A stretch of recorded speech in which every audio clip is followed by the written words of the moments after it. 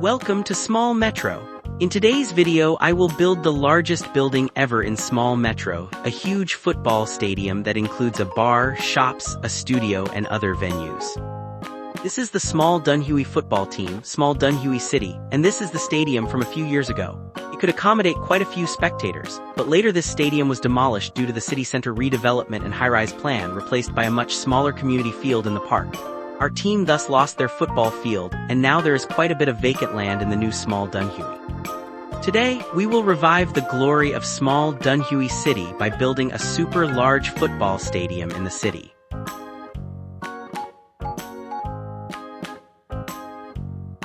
This time there are so many parts that the screen cannot fit them all, and the stadium occupies a very large area. We are building directly on the city table board.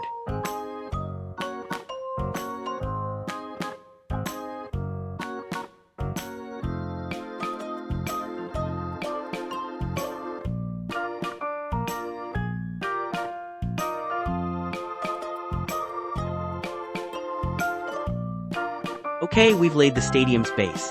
The foundation also consumed many parts. Recently, besides buying parts from Mark, I also got this LEGO 43012 CR7 Classic Goal Moment base. The overall color scheme is the Portuguese flag colors, with a bold display of the classic CR7 abbreviation behind. The front has a printed goal and brand marks, as well as SUV lettering, and the most eye-catching is the exclusive CR7 talent figure. The body and legs are full of printed details, with the captain's armband on the arm, and the minifigure's head features a double-sided expression.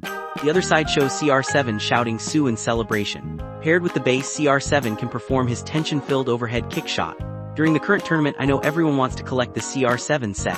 The official is afraid people might pay too much, so it's now available at a well-fair price. The purchase link is pinned in the comment section, just click to see it. Not many people know about it yet, so friends who want it can go straight to the comments and check. We start building from the center football pitch of the stadium. The football pitch first needs grass. Oh no, this kind of grass doesn't look playable. Alright, this is the kind of turf we want. But structurally, before laying the turf, I have to raise the pitch first. This raising process isn't comfortable because it requires a lot of force to flatten the board completely.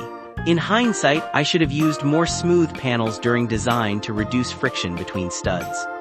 I imitated the real-life design of stripes of alternating dark and light green turf with green and bright green colors. The new football pitch is also significantly bigger than before, measuring 72 by 48 studs. The pitch surrounding ground uses watery green smooth panels, and a full fence is set up on the outside. Next, we need to add markings on the pitch. You must have noticed the 2-unit wide notch in the center of the turf. This is for the midline, which uses a sideways structure similar to the double net lines of the previous road project to ensure the midline is exactly centered. Installation is the same as the double net line, just snap it in place. This is also one reason the pitch needs to be raised. Let's continue completing the remaining markings.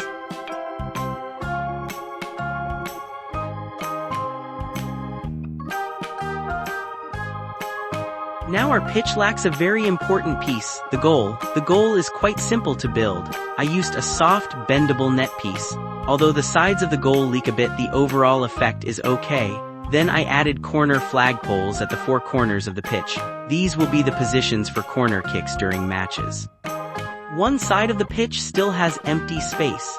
Here, I will build 2 substitution benches which also serve as the coach's command area. Players can come here for water breaks during matches. After finishing the pitch, let's start building the stands.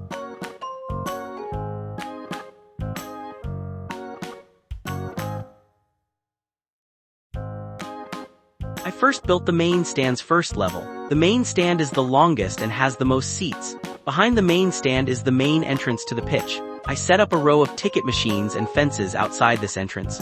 Spectators will check tickets here to enter, then move into the corridor behind the main stand. The corridor is lined with drinking fountains and restrooms.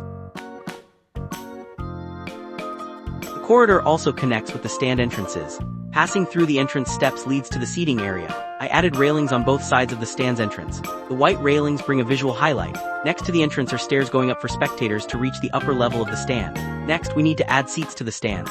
I bought a bunch of blue and white chair parts. Since this is Small Metro City's home stadium, these chair colors match the team's jersey colors.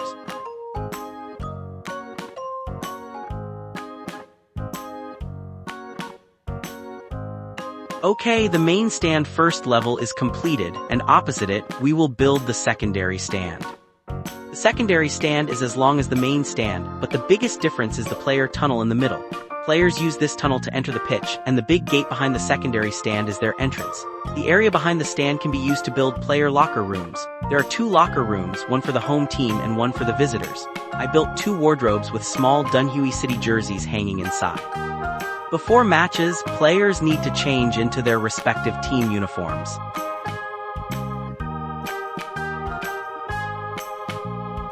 Next to the locker rooms is a room that can serve as a bathroom, equipped with a toilet and a bathtub for soaking. After the match, players can lie in the tub to relieve fatigue and soreness. Opposite the home locker room is the visitors' locker room. The 2 have similar setups except for differing color markings above the wardrobes. When building the wardrobes, I used beige partition parts. Interestingly, the seller sent me 2 stickered pieces.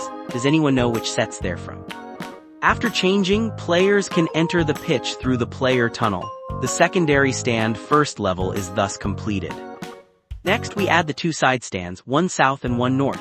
The side stands are a bit shorter than the main stand but still have necessary facilities like entrances, railings, and seats.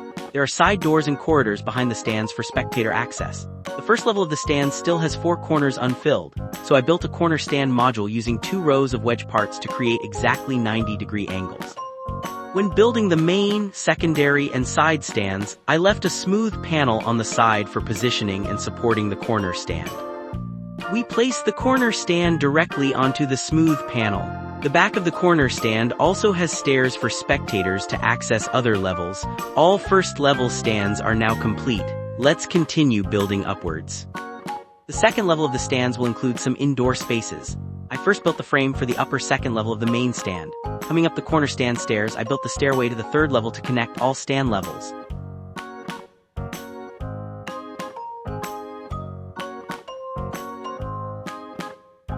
In the middle of the second floor, we built a VIP viewing area. The floor uses the traditional dark beige color. Only those who purchased very expensive box seats can enter, so I arranged a security guard at the door to check tickets. The VIP viewing area has 3 rooms. The left and right rooms are suites with comfortable long sofas, wooden tables, live TV showing the match, potted plants, and self-service beverage machines.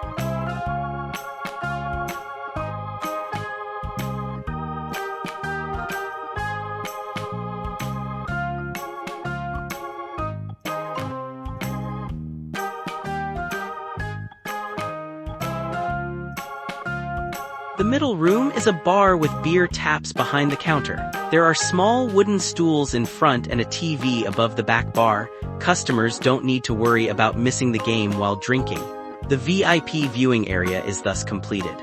The secondary stand's second level, opposite the main stand, has a similar structure but with some differences inside.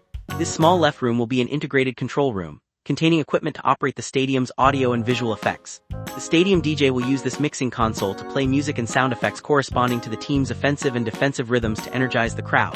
There are also workstations behind the DJ booth for more technicians. To the right of the control room is a larger room where we built a broadcast studio. There's an oval table in the middle with 3 chairs for 3 hosts. The surrounding transparent parts simulate AR technology used in broadcasting. In front of the studio are fill lights and cameras to bring live broadcasts to small Metro football fans. Okay, we finished the second floor of the secondary stand. Now it's the side stand's turn.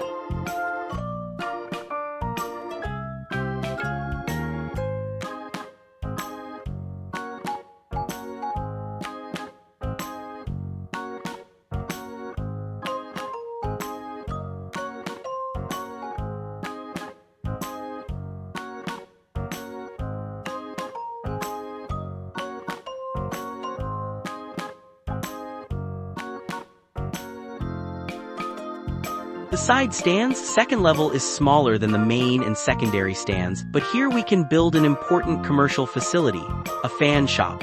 To prevent zero-cost purchases, there are cash registers at both ends of the shop, and I filled the middle with various display cabinets.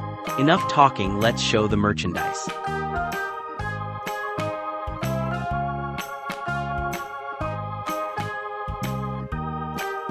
The fan shop's merchandise is abundant, mostly team jerseys, hats, cups, footballs, and other memorabilia.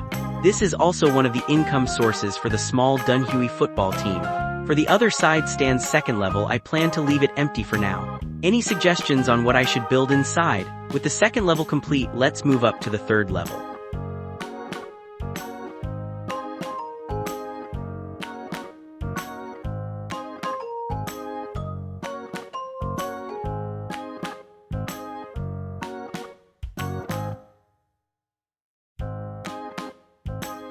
The third levels of the stands on all four sides have been built. Let's quickly place them in their designated positions.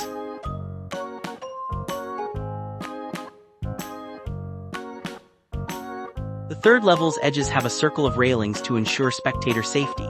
The entrances are again highlighted with white railings. However, the secondary stand's third level is different. I removed the seats in the middle of the stand and replaced them with a camera platform. The equipment is expensive, so we added extra railings around it.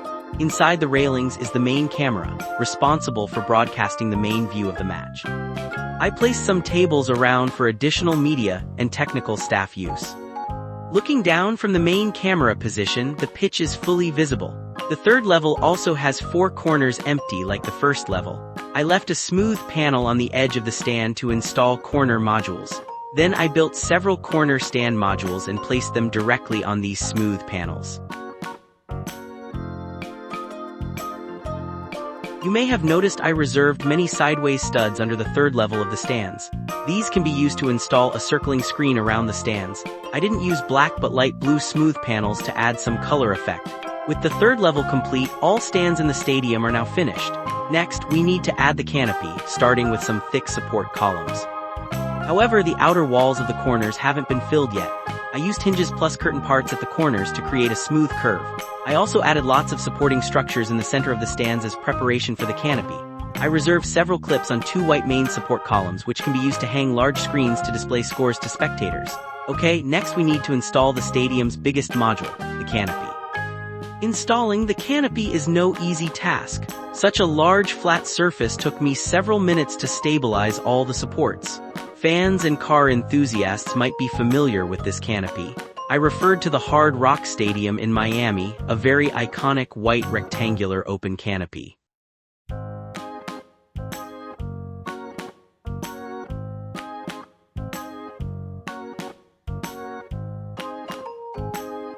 Above the Hard Rock Stadium canopy are four supporting masts. We also added the masts here.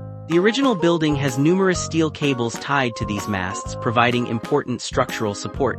However, the connections between parts restrict us, so I could only recreate a small part of the steel cables, and they are purely decorative. The middle of the canopy has an arched steel frame, which should have been a load-bearing structure originally, but here serves only as an aesthetic piece. I originally wanted to add more decoration and details on the canopy, but even after adding many non-original supporting pillars below, the canopy still slightly sinks inward. To avoid adding unnecessary weight, I decided to leave the canopy as it is for now. However, we can add more details outside the stadium. Above the main entrance, I reserved sideways studs and hung a big screen to show match information to arriving spectators. Above the entrance, I replicated the Hard Rock Stadium's Hot Rock logo and made an NPC small Dunhuey City abbreviation logo to declare the home field status. I also decorated the side doors with white eaves and a few lights under them. There is still plenty of empty space around the stadium where we can plant tropical plants. I installed more street lamps and venue signboards at the four corners of the stadium. Finally, it's time to welcome spectators. I wonder if I have enough minifigures to fill every seat.